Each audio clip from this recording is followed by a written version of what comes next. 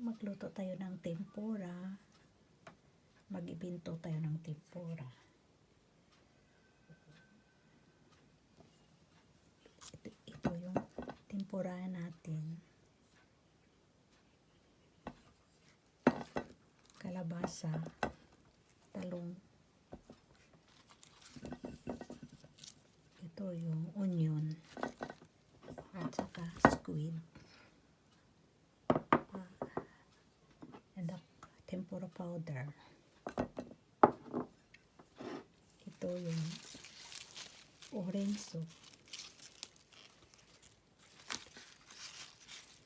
Titimpurahin rin natin to para may color-color naman ang cream. So, sige.